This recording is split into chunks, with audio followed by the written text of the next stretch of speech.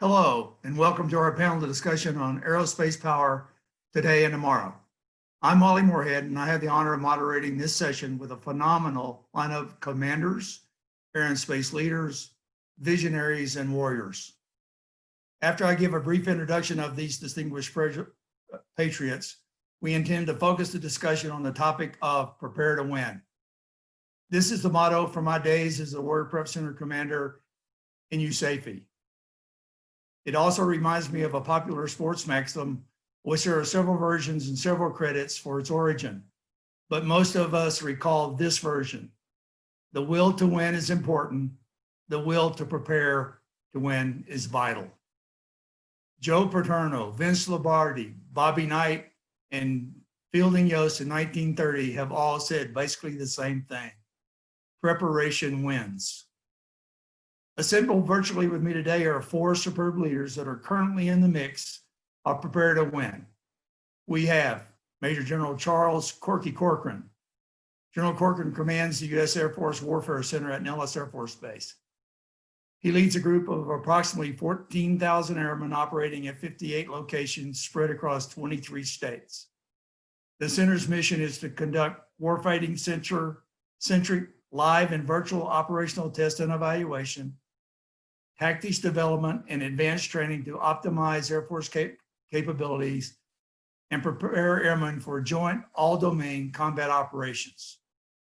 The Weapons Center is assigned to Air Combat Command, but conducts its mission for all major commands and air component commanders on behalf of the Chief of Staff of the Air Force.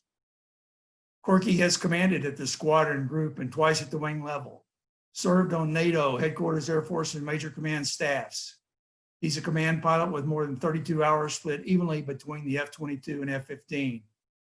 440 of those hours are during combat operations. Next, Major General Deanna Spice Burt. General Burt is currently the Director of Operations and Communications for Headquarters U.S. Space Force at Peterson Air Force Base, Colorado. In this capacity, General Burt is responsible for organizing, training, and equipping U.S. Space Force units for globally integrated space and cyber operations, and for assimilating these capabilities into the joint all-domain operational levels of war. Spice is also commanded at the squadron, group, and wing level. In addition to serving at a major command and combatant command levels, she is a U.S. Air Force Weapons School graduate and instructor, School of Advanced Air Power Studies graduate, and in her last assignment, she was the vice commander of the U.S. Air Force Warfare Center. Next, Major General retired Mike Bo Barrera. General Barrera is currently the vice president for Air Force Strategic Account Executive at Leidos. General Barrera served in the United States Air Force close to 33 years, retiring in June 2014. His last assignment was the Air Force programmer. Before that, he was the ACC Director of Requirements, Planning, and Program. He primarily flew the F-16, logging 200 combat sorties across a wide variety of operations in Iraq, Afghanistan, and the Balkans. He also served in the 13th AOC at Hickam before his stint as the Deputy J3 at Pacific Command. Bo has worked in the defense industry since retiring in 2014. Finally, Major General retired John Dog Horner. Currently, General Horner is the Vice President of Air and Space Force Accounts, Raytheon Missiles and Defense. Dog retired from the United States Air Force in October 2018 after a 32-plus year career in a variety of command, staff, and flying positions, culminating as a DoD Special Access Program Central Office Director. Dog is also a School of Advanced Aerospace Studies graduate, U.S. Air Force Weapons School graduate, and instructor. He has accumulated more than 4,000 flying hours, primarily in the A-10, and it has approximately 700 hours of combat time in the Balkans, Iraq, and Afghanistan. Now you know the panel. Let's get started. We will start the discussion today with General Corcoran. Corky, it's been said that how goes Nellis is how goes U.S. Air Force, and that the crown jewel of air power combat and readiness is a Nellis test and training range. So how goes the U.S. Air Force Warfare Center? Press, Corky.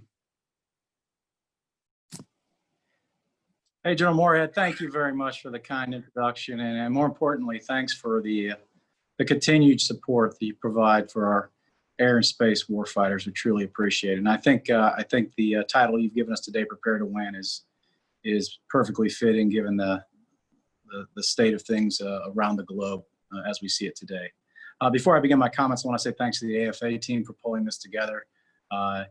It's not lost on any of us how difficult it is to pull something like this together in this day and age as we all struggle to deal with the COVID-19 epidemic. And I also want to say thanks to my fellow panel members. It is an absolute honor to be here with Spice and Bo and Dog, and I look forward to hearing your comments and having a great dialogue here over the next several minutes. Sir, you started off, with "As goes Nellis, so goes the Air Force." I'm not sure if you or the other panel members are aware, but the city of Las Vegas recently changed their slogan to "What happens in Vegas only happens in Vegas."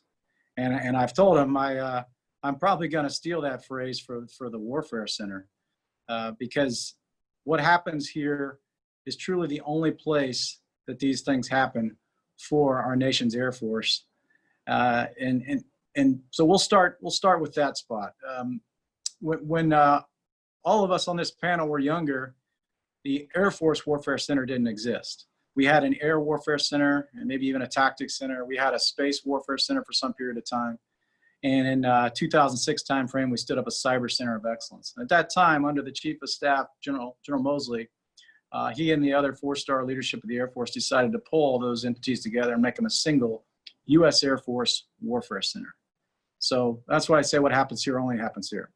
Now, that charter that was signed back in 2008 is in the process of being updated, and I think will be signed soon by the Secretary and the Chief. We had to update it because we stood up a Space Force, in case anybody hadn't heard.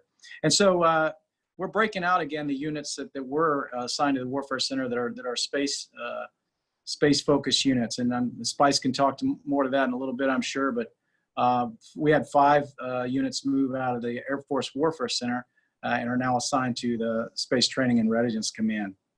And so we're still doing all the other things that we did on behalf of the entire Air Force. And so you mentioned earlier our mission statement, and it starts with warfighter focused, warfighter informed. And that's what we're all about here. We're the last stop for the Air Force warfighter for their equipment to make sure that it's suitably tested, for the tactics to make sure that they're executable and repeatable, and for the training that they get. When they go to the COCOM, if the equipment's not right, if the training's not right, if the tactics aren't right, that's on us. So what we do here only happens here. How we do it and what's the state of things right now? Well, we do it through those great airmen that you talked about earlier, those 14,000 plus folks. We do that through 4 separate wings to execute our test, tactics, development, and training missions. So the 57th Wing, headquartered here at Nellis, is focused on the advanced training piece, running weapons school, flags, etc. The 53rd Wing, headquartered down at Eglin, is our lead OT wing, as they focus on that test piece. The 505th, headquartered down at Hurlburt, is focused on command and control and all things that go along with that at the operational and tactical levels. All 3 of those wings together work across the lines to develop tactics, to integrate all that we do across air and cyber. And they work with our joint partners, including the Space Force, to ensure that we have a sound joint tactics for our warfighters to go execute. And then our 4th wing is the 99th Air Base Wing, which you can't do anything here at Nellis unless you have a solid foundation and platform from which to work. And the 99th Air Base Wing, along with the Nevada Test and Training Range leadership, provide that so that we can actually execute our test, tactics, development, and training missions. Those are the wings we have. I also have a headquarters staff here, a small staff that kind of guides the efforts of the wings. And we're focused along 3 basically separate lines of effort. We have current ops, future ops, and foundational efforts. The current ops team is just what it sounds like. It's making sure that our warfighters that are in the fight today out there supporting COCOMs have exactly what they need to win the fights they're in. Future ops is working with folks like AFWIC and MAGCOM A5s to help design the future force and make sure that those decisions are informed by current and qualified warfighters. So we're taking the problem sets that we're seeing in test, tactics, development, and training and feeding those lessons into the design of the future force. And finally, the foundational efforts piece, that's our team here on the staff that's making sure that all the things we need to do both current and future ops are in place. One of the key ones there is the test and training infrastructure. Places like the Nevada Test and Training Range for live training, or our virtual test and training center to have a synthetic environment to do these kind of things. Also security policies, IT, all the things that we've struggled with our entire careers. We have a group here on the staff that's focused on making sure those foundational efforts are being attacked and we're getting after them so that we can execute our test, tactics, and training mission. Finally, we have, we're not just doing this from an Air Force perspective. We're doing it with joint partners. We are closely tied in with SPICE and the Space Force, and we also have Navy, Army, and Marine Corps personnel here, as well as a large special operator footprint. In addition to our joint partners, we have allies or coalition partners, if you will. I have liaisons here in my headquarters from the RAF and the RAAF.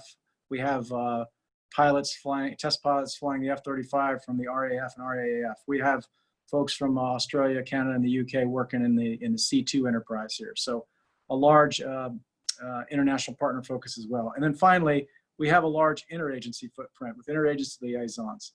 Because in the end of the day, everything we do is going to be joint, coalition, and interagency if we want to get it right and we really want to truly present the enemy with the tough dilemmas. Our big three priority areas right now that we're working, I would say agile development, test and training infrastructure, and all things command and control. I already hit on the test and training infrastructure.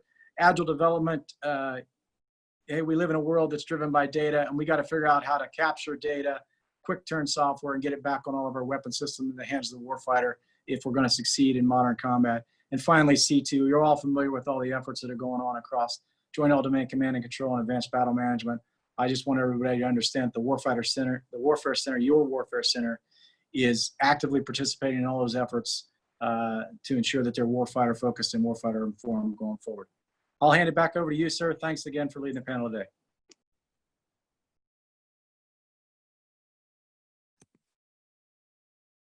Hey, thanks, Corky. That was excellent. General Burke, at your pinning to Major General early this month, the Chief of Space Operations, General Raymond, said something about like this. When he thinks of space, when he thinks of space warfighters, operationally, tactically, and technically, you are the first name that comes to his mind. Over to you. Fights on. Thanks, General Moorhead. I appreciate that. It's great to be on the panel today. Corky, it's great to see you and Bo and Dog. Looking forward to the conversation, and again, appreciate AFA working these joint panels so we can get out the discussion. Sir, from your opening comments, we talk about preparing for the future. I think it's important that folks understand as we stand up the United States Space Force, all of that preparation is really steeped in training and culture. And foundationally, I think everyone understands warfighting is warfighting. The kinematics and the domain may be different, but how we fight and the doctrine and the way we get offense and defense and the various ways we fight and the all domain environment are no different from one domain to the other than the kinematics. What we've learned in the past from space is historically it was a benign environment in space. There were terrestrial threats, jammers, kinetic anti-satellite capabilities that could attack space. So surface to space, but in space, primarily a benign environment, which drove us in most of my career, of my 28 years, to be very focused on integration and how do we take space and integrate it into the all-domain fight, as Corky talked about. And that's still very critical to us. But what we've learned now here in the last few years is the enemy has seen our advantage, the American way of war, the American way of life, and how we fight day in and day out. And they want to take that advantage from us, particularly our near-peer competitors, China and Russia. So now there are threats in space, and we created new doctrine that came out just a few weeks ago to start addressing how do we fight a war that could extend into space. Not something we relish or desire, but if it comes, are we prepared to fight and win? And so again, going back to that preparation and training, how do we change how we do business and training in the United States Space Force moving forward in new service? So what we're going to need to fight and win in space in preparation is that we've got to be focused on the threat. The threat is king. It's the foundation of everything we do, and it's going to drive how we do training. From the very beginning, when they come into undergraduate space training, throughout the various elements of the training and development that they see over the course of their career. We're going to need to look at depth and warfighting functions. In the past, in my career, I was a mile wide and an inch deep, very focused on integration. Well, now how do I get very weapon system specific, very much to like the rest of the Air Force, and platform specific, that I know down to the details of my weapon system and how I'm going to fight through in a contested environment and win. So our 4 major warfighting functions are orbital warfare, space electronic warfare, space battle management, and space access and sustainment. So from day one, folks are going into undergraduate space training at the TS-SCI level, both officer and enlisted, learning the threats and learning the basics of all 4 of those major warfighting functions. When they leave undergraduate space training, they will be put in one of those 4 specializations and go on to a space warfighter follow-on course, which is about a 5 to 7 week course that now takes them into the tactics and techniques of that particular warfighting function. And then following that course, they actually go to a position slated in that specialization for their follow-on. And now they learn very specifically about the weapon system they are going to. So this will force our operations support squadrons and our training squadrons in the unit to now really get into depth, because they get operators now who are steeped in the threat. They understand the basic warfighting function elements. They understand the next level of tactics, techniques, and procedures that make that mission happen to the next level. And now they can actually get the very specific details in the weapon system. Again, we grew up in the Air Force, and so this model is really the Air Force model. That you go to undergraduate pilot training, you either go fast or heavies. You then go to what you're going to fighter lead in, or do you go to the heavies course? After that, you're then given an MDS and you go to fighter, your FTU, to then learn the weapon system. So very similar construct that we see from our flying brothers and sisters, and we've learned that over time, and we've seen that depth, and we value that. So beginning to move. Working with Corky, as we said, we've pulled 5 units out of the Warfare Center, and across the Air Force overall was 23 squadrons that came over to the United States Space Force. That doesn't change the fact we're still going to continue to integrate. Where Nellis goes is where the Department of the Air Force goes. So you will see that the Space Force will stay very heavily involved in weapons school and all the operations, both test training and range, and work that symbiotically side by side. Those units just came to work within the Space Force. As we move forward with weapons school, we're taking those same warfighting functions and trying to bring those into tracks within the Weapons School Space Division, the 328th Weapons Squadron.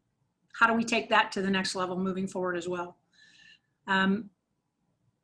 Also, Corky talked a lot about LVC, live, virtual, and constructive. Just like the Air Force, we have the same requirement in the Space Force of how do we get to live, virtual, and constructive capability, not only for training, but for tests and evaluation. We are launching first-of-kind satellites and capabilities. So again, we're going to need high-end simulators. In the past, we've had emulators that allow you to do positional training. Now moving forward, we're going to need high-end simulators, very much like the F-35 and the F-22, that allow operators to get signed off and checked off on tasks and capabilities in that simulator. So a lot of our initial training for these crews of brand new capabilities before we even launch them will be dependent on those simulators and how quickly we can train them. And lastly, the last challenge we're going to have is, as everyone knows, these are all things I've been focused on as the 3 working for space operators, both the officer and the enlisted career fields. Now we know as we stand up the United States Space Force, we have both cyber, intel, engineering, and acquisition career fields, both officer and enlisted, coming to the United States Space Force. We start taking new accessions as of 1 October. And we will begin then cross-flowing with the cross-flow board, and those folks will enter the Space Force in February of 21. So how are we going to bridge course those folks over and steep them in space? And then moving forward, how are we going to train members of the Space Force? Will we look at something similar to the Marine Corps, where every Marine is a rifleman from the beginning, and then they break out into specialties? Or are we going to look at other courses that keep us in our specialties, but then bring us together in those warfighting functions after our specialty courses? So those are things on the horizon for the Space Force that we're going to have to hammer out between now and next summer. But we're getting after it. And I think the progress we've made over the last couple of years has been really exciting to watch. And it's been with the help of Corky and his team there at the Warfare Center and others who have led the way for us in the Air Force to get us where we are today. So I'm excited for the questions, sir, and fights on. Spice, thanks very much. Excellent. Bo, Dog, you've heard what they need. Now take it on. Over to you, Bo.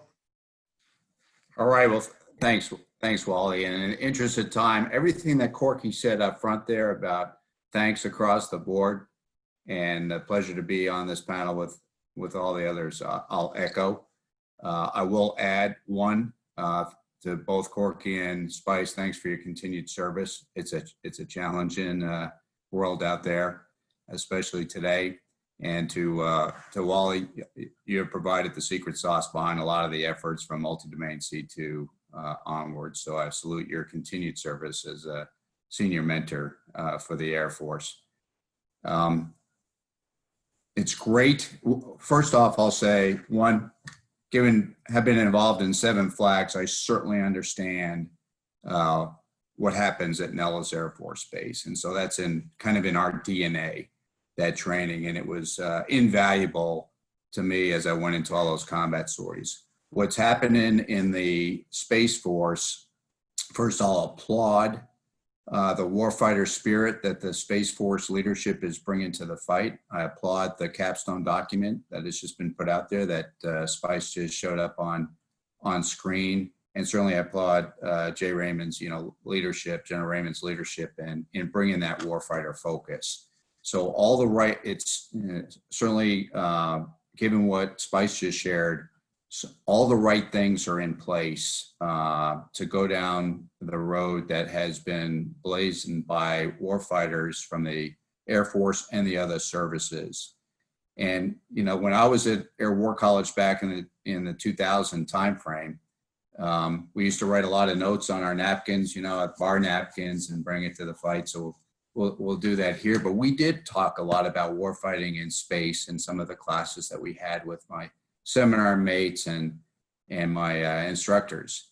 You just couldn't take that all public at the time. We just, most of us saw that the writing was on the wall. It's similar to the discussions that happened with air power previous to World War I, that eventually evolved into the greatest air force in the history of the world, is going to happen with the Space Force. It's just a natural evolution of technology and where man wants to bring it.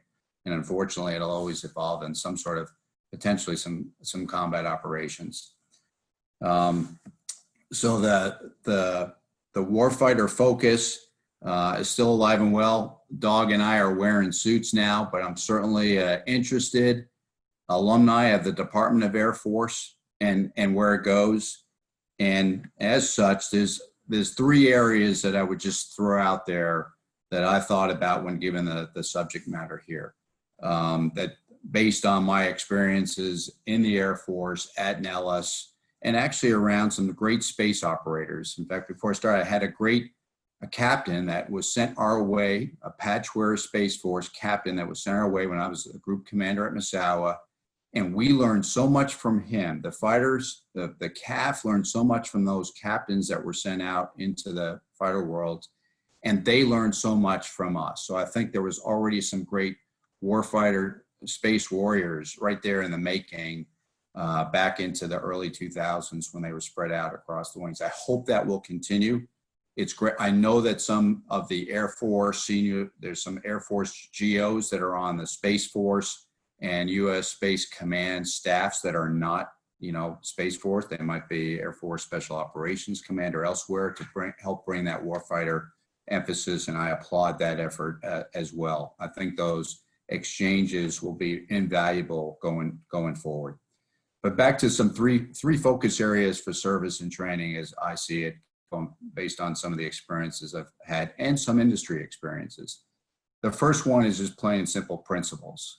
So, I had a patchwear captain shake me when I was getting ready to go off the Desert Storm and say, "Hey, Bo, remember, it's the basics, it's VFR. Keep that visual with your flight lead, with your wingman." And, when we were training somewhat with the rocks, we didn't want to hit the rocks going at 200 feet the speed of heat. So keep the visual. Formation. Make sure you fly good, solid formation because it's our best offensive and defensive posturing. And then the R was responsibilities. What are your flight responsibilities? Adhere to them. Don't try to do everybody else's because everybody else is depending on you to do your responsibilities best. So those 3 principles, applied for us. I'd offer what are going to be the principles for the space warfighter.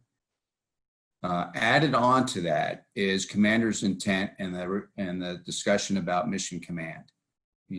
Airmen have had the flexibility to put their training into play when it came to combat and react to the situation that they had based on the commander's intent. So will the space professional have that same commander's intent to run with when the time comes? I know that, actually, I'm probably venturing too far to say anything about orbital mechanics and such, but with LEO orbits becoming more proliferated and such, I think that the timelines are going to shrink. So they might be in weeks and days now, but eventually they could be days and hours. So the space professional will need to have some of that flexibility to be able to react in a timely manner. So bottom line there is, I'd say, what for space professionals to fully, flush out what those real principles will be for them. I always loved it when the Nellis would send, the weapons school would send out to the operational wings, their tactics folks, to give briefs, and it would be, okay, 1v10. And we'd go, hey, we're just trying to get bombs on target here and some basics when we went out to the operational world. So I know that in a high-end space training environment, you're going to be able to do some high-end stuff, but you're going to need to train to that lowest common denominator and what are the principles that space professional is going to need. Second, the processes. The process involved for us as airmen, it was checklists. It was, flipping the switches in the right places. It was getting in cockpit familiarization trainers and going through the drill. So how are you going to bring augmented reality, virtual reality, and Spice, you talked about this. So I think there's a great path forward there. We had CFT, cockpit familiarization trainers. I saw that SMC is pushing for the standardized space trainer. Same vein of thought. So I think that's all good. You touched on LVC. Yeah, we already see at Nellis on the airman side that we just don't have the airspace or the capability to train to the high end that we'd like to train to. Same thing obviously will apply to space, and the only way you're going to be able to train to that is in a LVC type environment. And then from an industry perspective, and Corky touched on this somewhat, software is eating the world. It's coming faster and faster and faster. So a microservices architecture, if you will, is needed to get after the micro training modules that are needed to come faster and faster with the interfaces, and the interfaces that today's airmen and space professionals are comfortable with, that maybe, the Wally's dogs, myself, wouldn't be as much, but what are the HoloLens that are being put into play, and you could go all the way up to almost a matrix type of environment. But those interfaces and having modules of training push their way, similar to how we get Waze updates and such, or just app updates that says, here's the update. It's so intuitive, obvious, so you don't need any training on it. And if you do, you can choose that module right then and there and get trained on it. And so that type of capability exists out in I think an industry that will be very beneficial to the warfighter, both airman and space professional. And then third, connectivity. Okay, this is this is where I hope that the Air Force and the Space Force will walk the talk. Talk open mission systems, and if for all development continue on, at least from this point forward, and at least the gateways that have great interface hygiene involved with them to allow for that open architecture, especially as it applies to Joint All Domain C2. I've heard it many times up on stage, but I can tell you that industry that is hearing to open mission standards as asked for by the services are watching closely. And when the services take on a platform or a capability that isn't as such, it is noticed by the industry members that we're adhering to it. And it's you really have to take that to heart. I think that's happening, but I would say we are really watching that closely, and it's certainly going to be needed to be able to go faster. So I'll leave it at that, those three principles, and I will look forward to the follow-on questions. Over. Bo, thanks a lot for the comments. Super. Dog, Blue 4 often means you get shot at more than everybody else, but it also gives you better SA and means you might see things more clearer. Now that you've heard everybody, you're cleared hot. Go for it. Thanks, General Moorhead. And I as well pile on my thanks to AFA and these panel guys for the difficult times making the best of it. And I will drill down a little bit more in maybe what I'd call the power of ops analysis and the way that industry can contribute to our warfighter effectiveness. We talk a lot about the use of models and sims to do things that we can't do in life, like everything from test, tactics, development, training, mission rehearsal, you name it. But we also use those, and increasingly we're seeing a higher return on investment of pulling together the high fidelity models and sims, building them in an architecture. For instance, taking government provided best models that the Missile Defense Agency shows us in terms of hypersonic threat coming in. We build based on what the O plans show, the terrain, the enemy, and blue order of battle. And then we build high fidelity models of what the blue weapons are. And we take those and we just run kill chains, and we go through a mission area, be it strike or seed or missile defense, you name it. And we just run those kill chains at a very high fidelity. We bring in coders, engineers, and hopefully operators in and on the loop as necessary to figure out where we have capability gaps and where we can have a discussion with the warfighter, with the acquisition and requirements community to fill those gaps. And, for instance, if you've got a really fast long-range missile that's hard to detect and counter, but you don't have the sensors in a very difficult A2AT environment to pick up a target set that you can detect and maintain custody on, the weapons don't do you any good.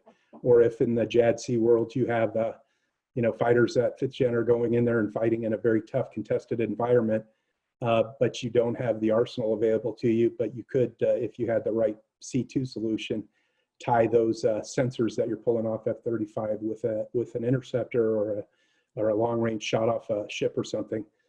We look at that and we have that discussion with the customer. And again, the level of fidelity of these is really, really getting to the point where you can shake this out and find these general insights and have that requirements discussion that gets you to a activity that'll get the warfighter better. That feeds right into a lot of what Bo was saying with regards to digital design and engineering, and how we have to increasingly embrace the capabilities, which are sometimes just astonishing to see. I remember I was thinking back when I was on the air staff and we went paperless, which meant you got an email with an attachment of a staff package. You printed the staff package, you marked it up, you signed it, you scanned the staff package, you tied it to an email, sent it back, and then shredded it. And we've got to do a little bit better than that, and we're starting to move down that road at an increasing pace on this journey.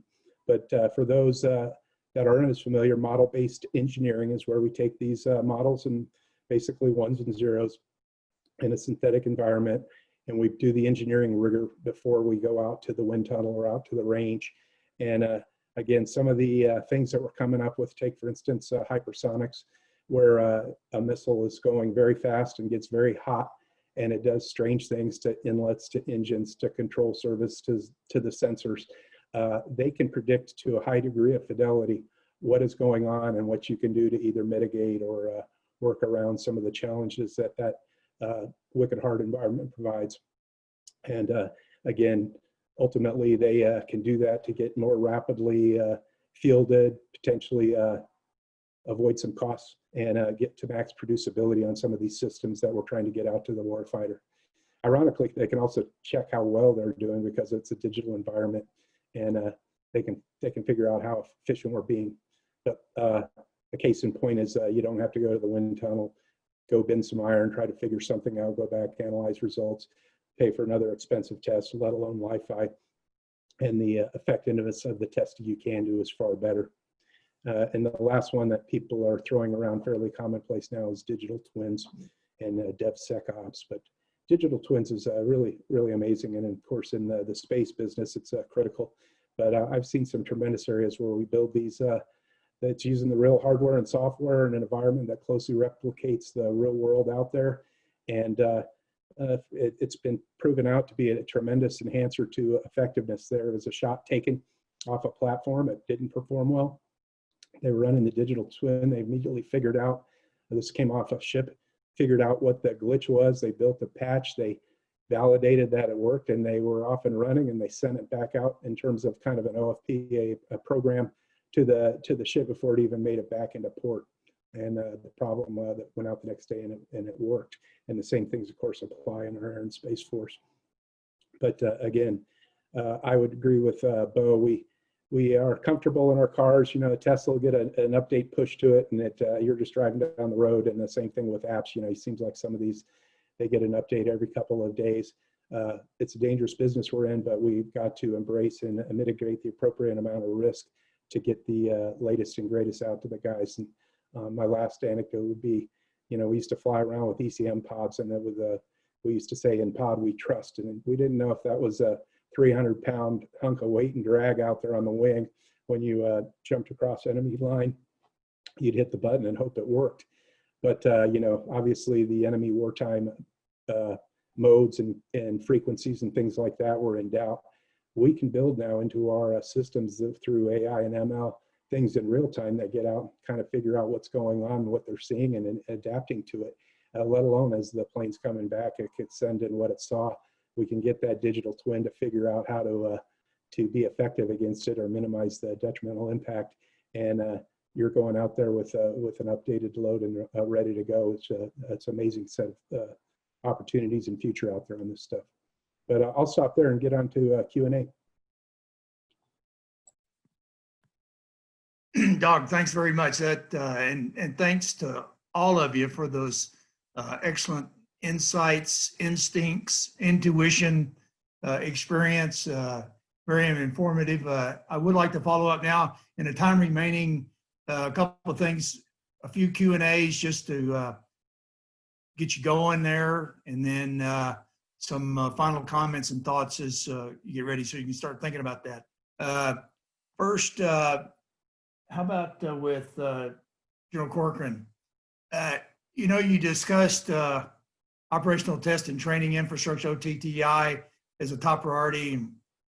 How do you see these training and test enterprises evolving, especially in the context of joint all domain? Are you getting the support you need? I know General Burt's going to probably talk about the same thing about, hey, what does this new space OTTI look like? So what's your thoughts on how it's going in the OTTI priority? Sir, thanks for that question. It's a great one, and it really plays well off of what all of us had to say in our opening comments. The reason we made that a focus area is because for all of us, I think for many years, we've designed platforms, we've designed widgets, but we didn't necessarily design in the test and training infrastructure that we needed to test the systems, to develop the tactics, and to train appropriately. So we're trying to make sure that the enterprise writ large across the Department of the Air Force, really across DoD, is thinking about that as we design the future force. From the test perspective, I would say we could probably all agree that integration has long been the holy grail of warfighting, integration between platforms and across domains. The warfighting team that can do that is going to be able to present dilemmas to the adversaries that the adversary won't be able to handle. And when young Lieutenant Corcoran was flying an F-15C, test was different because there was federated systems on the F-15C that would each be individually tested, and it took range time to do that. And you know, every other weapon system was the same way. There were individual tests of individual systems. And then the integration piece happened when you got to tactics development and planning. So all integration across platforms, domains relied on tactics. Today, you know, or when Major Corcoran was testing the F-22, I jumped in an airplane that didn't have individual systems. It was fused systems. So at the platform level, we'd integrated the systems. And oh, by the way, it was talking to other F-22s. And so we quickly realized that the integration across systems is happening well before the tactics level. It's happening at the platform level. And so we need to figure out how to test multi-platforms. And so the integration we have today between various platforms and really across domains. If you think about a Navy integrated fire control, for example, where you have ships, airborne sensors, space sensors, subsurface sensors all talking to each other, that requires an ability to do multi-platform, multi-domain integrated tests that we didn't do 15 years ago, 10 years ago, maybe even 5 years ago. And if you don't do that, if you go out and individually test an F-35 and say, oh, it's great, and then you go out and put it in the network, integrated with everybody else, and it passes something that causes an F-16 to fall out of the sky, well, then you're failing. So integration is happening at the test point versus later on at the tactics development and training. So I think that's a good thing. It's going to allow us to go faster, but it's changing significantly how we test. So we're moving to more large force, multi-platform, and even cross-domain test events, all the way back in developmental tests and in operational tests. The other thing is we need environments where we can do this. And this is where this piggybacks well on the comments from the other presenters. We can do some of this in the live arena, but a lot of what we're using the live arena for is to validate what we're putting in our modeling and simulation. And then the modeling and simulation is where we're getting the majority of the sets and the reps we need. Those digital twins that the dog just mentioned, absolutely critical for us going fast, going forward if we want to have truly integrated joint all domain ops. From the training side, just real quick, the way we're transforming training is we're looking at, hey, what are we training forces for, and how are we presenting them? And what the Air Force has decided is the new Aerospace Expeditionary Task Forces. We have 6 of them. So forces are binned in 1 to 6 bins over a 36-month cycle. So for us at the Warfare Center, that means, hey, what are the forces in each of those 6 bins need every 6 months in the way of advanced training to be able to do joint all-domain integrated operations, including the C2 that they need. And so that's how we're reshaping and refocusing our training on that. And oh, by the way, the threat is the great power competition threat as laid out in the 2018 NDS. So we're doing that across flags, across weapon school, et cetera. Thanks. General Burke, you kind of, this will follow on to the same question. You touched on it in your remarks, and I know you're close to this. So how do you see the space OTT enterprise evolving? I know it's just starting the discussion, and as the former U.S. Air Force Warfare Center Vice Commander, how do you foresee leveraging and teaming with the U.S. Air Force and the Department of Air Force on training and testing? No, thanks, sir. I agree with everything Corky said. I think we are learning and leveraging what's been done at Nellis with the Virtual Test and Training Center. We have Space Flag that is very similar to Red Flag. However, it is all virtual for Space Flag as compared to Red Flag. We've continued to leverage that. I think Dog made a good point. A part of the discussion as we talk about training and testing in the Space Force, especially with capabilities that are brand new. So I want you to think about in the air side of the business, if I told you I wasn't going to let a test pilot fly an F-22 until it came off the assembly line, and now that was an F-22 and that was now your program of record, and you were not going to be able to change that airframe, and we're going to fly it as is. That's really what we're talking about in space. Once the satellite is launched, the capability is launched, we are expecting operators to operate it and go at it from day one, having not been able to see it in action until it's actually launched. So we don't get a redo, we don't get to bring it back. So the sims have got to be very high fidelity so we can train the operators of what they can expect to see once that satellite launches. And then once the satellite launches, exactly the way Corky described, how do you validate the sim to the actual asset on orbit?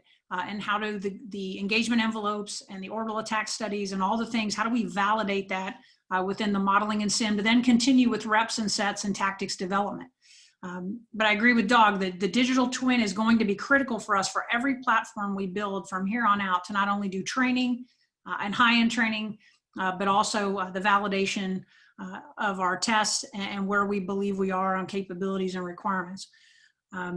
Lastly, I would also say this is all fed and becomes empowered when we talk about what is data and how do we make discoverable data, and the discussion that Bo had about having standards so that data can be exposed from any platform and then be pulled into any live, virtual, or constructive environment to be able to be used to train folks. In the United States Space Force, the CSO has made it clear, our goal is that we will be a digital force, and we will be focused on creating that unified data library, the data lake. Data One, we've been very involved with the Advanced Battle Management System, as Corky talked about earlier, and JADC2. How do we feed those things into C2 and all of that data that will then allow us to feed our trainers, our tests, and to bring in all of that information to get a better multi-domain, all-domain look at how we're fighting and winning as we move forward. So a lot of things going on there, but we are absolutely following in the wake of all the great work that's happened at Nellis, and we'll continue to do that, teaming not only with the Warfare Center, but as well with the Weapons School and how we work those tactics development.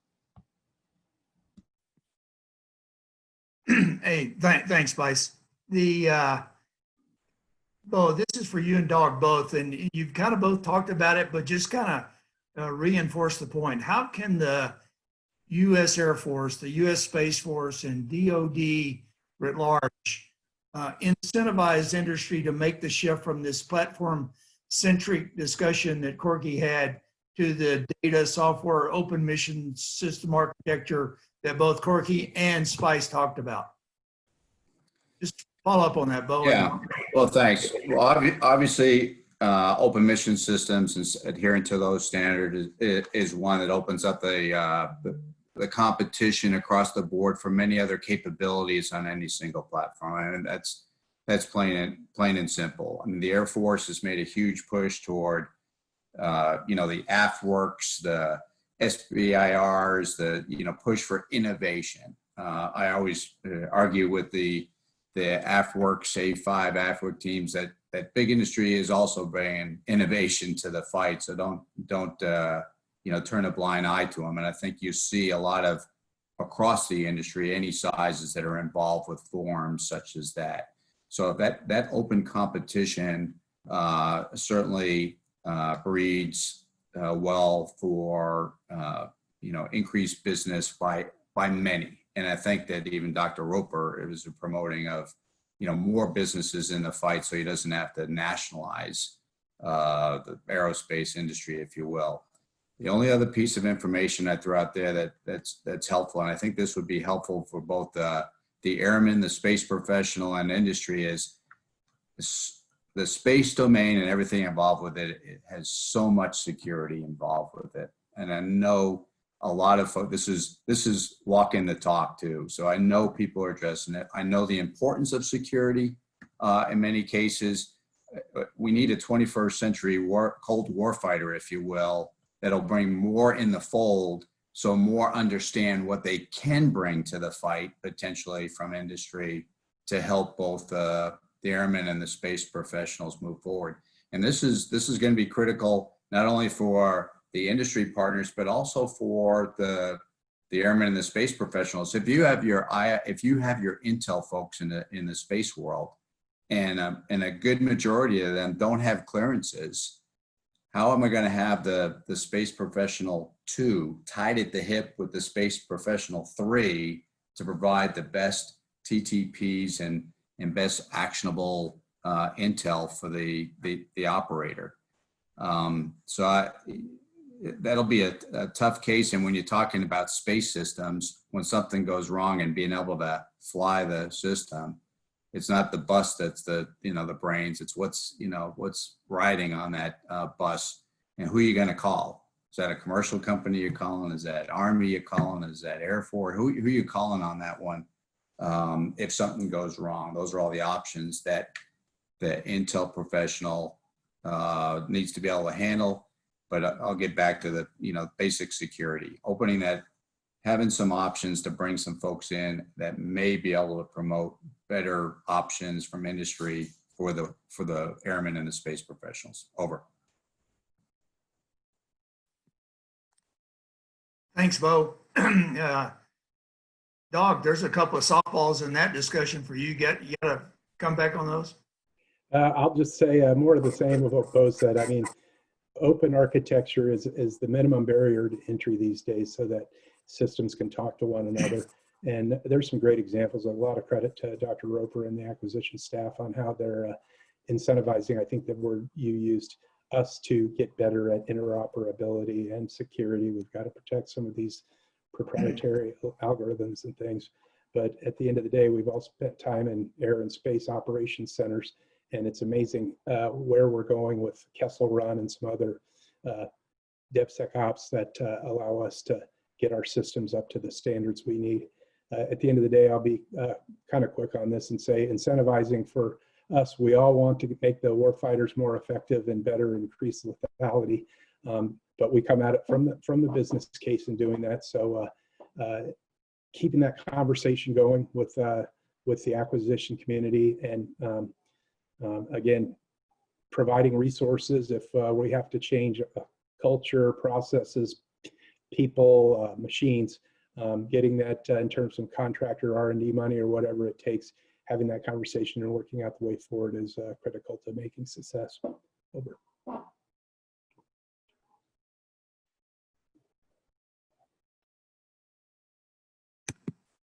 Hey, Doug, thanks very much for that. Kind of, I'm watching the time here, and what I'd like to go real quick is all four of you, I want to throw out the question that General Burt asked.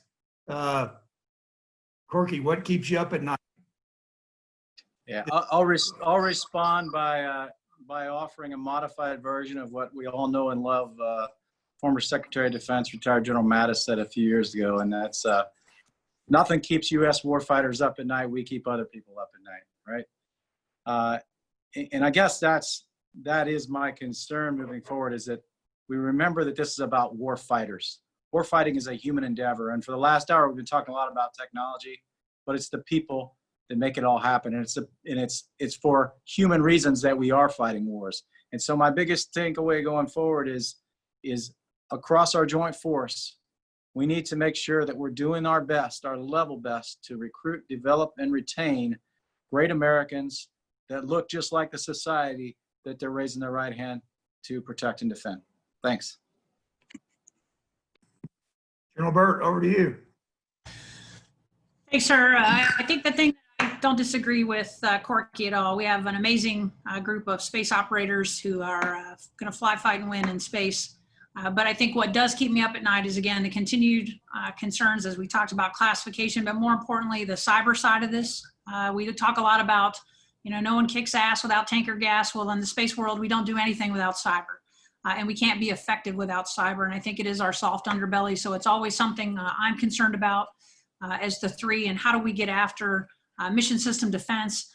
How do we ensure that our weapon systems are being built in an open architecture, as Bo mentioned, but at the same time with the right security protocols and the things in place on those weapon systems to protect them from any cyber threats. But again, couldn't be prouder of our space professionals and where we're going in the Space Force. And I know if we put the right tools in their hands as a team between industry and our commercial partners, they will get the job done. Thanks, Bo. Corky's got it right. So I hung up my flight suit a while ago, as a couple of us on this screen in this panel have done. But I've got a boy that's flying, a son that's flying, in the fight in the F-35B with another service, the Marine Corps, and I got a son-in-law flying the F-35 that's in the fight, and he's deployed today. So what keeps me up at night is making sure that DOD and our services are giving them the best in capability and the best in training, so that they go prepared to combat as I felt I was prepared going into combat. And I appreciate all those that are still in uniform to make that happen for those of us that have sons and daughters that are in the fight. Thank you. Well said, Bo. Dog, over to you. Well, that's a tough act to follow. I would have taken the Mattis quote as well. I'll use a quote often attributed to Winston Churchill, which is, "We're about out of money. We need to start thinking," when they were talking about running off a fiscal cliff in his country.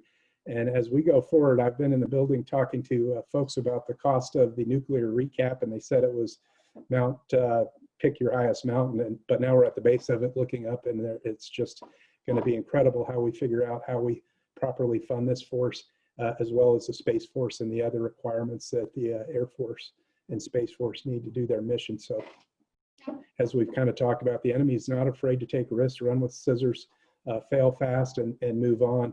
And again, I think we need to leverage a lot of the stuff we talked about today with digital engineering and those kind of things, so that some of these big bets, we make the right choice in terms of the capabilities, that we put a large amount of our great American blood and treasure as they put forth to equip and man our military. So it's going to be a high venture time there, and we have to really be smart and leverage all the tools available so that we can get the programs out in quantity for the warfighters to be able to use.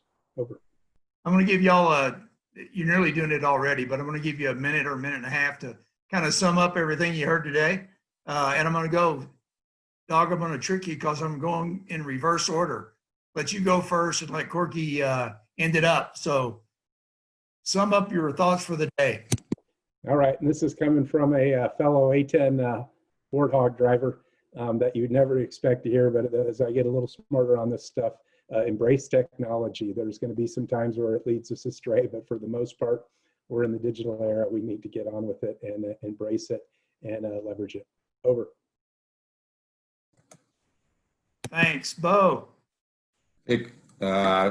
Everything Doug said, but a quick story. So out of Desert Storm, Doug's dad, General Horner, came out of it saying, when someone came up to him behind a green door, space professional, said, "Hey, sir, I got something that can help you with this challenge right here." He said, "Who the heck are you? Get out of my face." And then the lesson learned was, hey, get to know your space bubbas, because they bring a lot of good stuff to the fight. 9 years later, then Captain John Shaw, because I know this because I shared this story with him, he did the same thing to General Short during Allied Force. "Hey, sir, I got something that can help you here." And it answers, "Who are you? Get out of my face." And then lesson learned, hey, get to know your space bubbas. They bring a lot to the fight. That was 9 years between those two comments. So I hope that going forward, even though we have the Space Force split off now, that the Space Force and Air Force will stay integrated with the other services, more so that a CFAC or Space FAC or whatever the future doesn't say that, have the same comment. Over. Thanks, General Burt. Go ahead. Sir, thank you. I think what I've learned today is we continue to be the world's greatest fighting force because of the partnership between our all-domain operations and the way we fight wars, as well as the incredible partnership we have not only with our industry and commercial partners, but our coalition as well. And I think moving forward as an air and space force in the Department of the Air Force, we will continue to be successful because of those partnerships, because of relationships, and continuing to fight through a lot of the policy and bureaucracy and classification, but we will get there.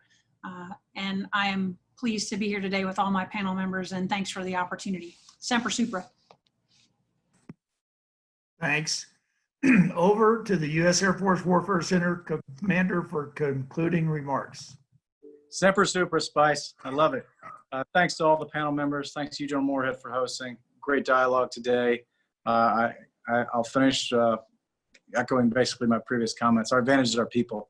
And piling on what Spice said, it's the people and the collaboration between the people in uniform and the people in the industry that is a uniquely American way of doing things. That is our advantage that we have over our adversaries. We need to leverage it.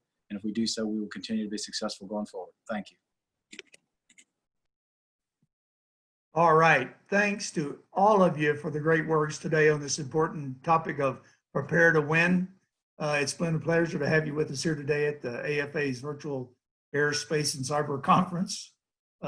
Thanks for your time. Thanks to the AFA for making this all happen, and nobody got hurt. Thanks a lot. Have a great weekend. Thank you.